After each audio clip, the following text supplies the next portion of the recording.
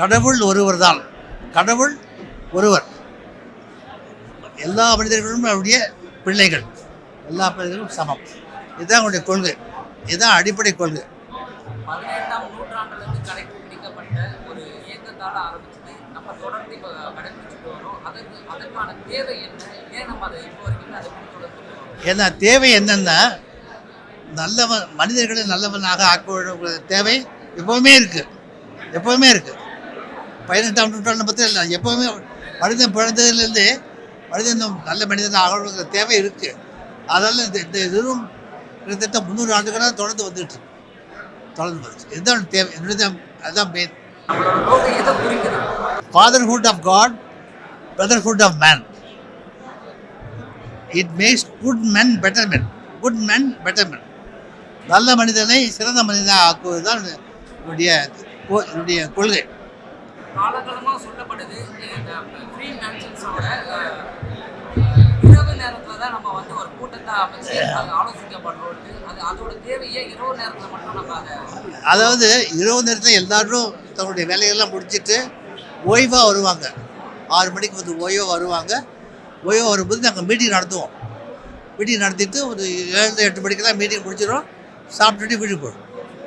ஏன்னா பகலில் வந்து எல்லாருமே வேலை இருப்பாங்க, எல்லாருமே பிஸி. அதனால் பகலில் வைக்க முடியாது. அதனால தான் ஈவினிங் இருக்கும். ரோட்டிலையும் அப்படி தான் பண்ணுறோம், லைஃப்லையும் அப்படி தான் ஈவினிங் தான் பண்ணுறோம், பேசுறதையும் அப்படி தான் பண்ணுறோம்.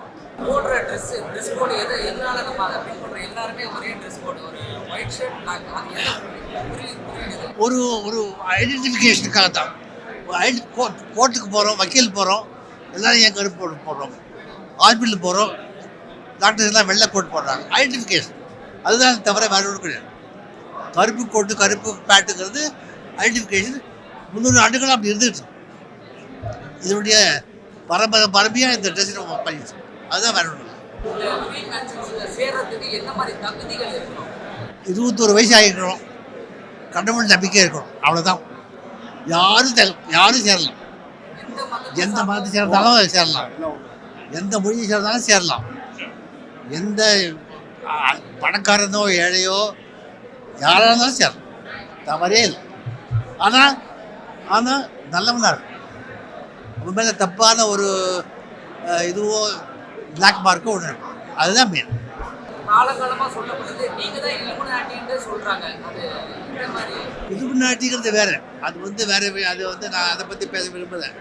இலுமினாட்டிங்கிறது வேறு, அது வந்து வெளிநாடுகளில் இருக்குது, நம்ம நாட்டில் இல்லை. இலுமினாட்டிங்கிறது நம்ம நாட்டில் பெரும்பாலும் இல்லை. அது வெளிநாடுகளில் பல கட்டங்கள் இருந்திருக்கு.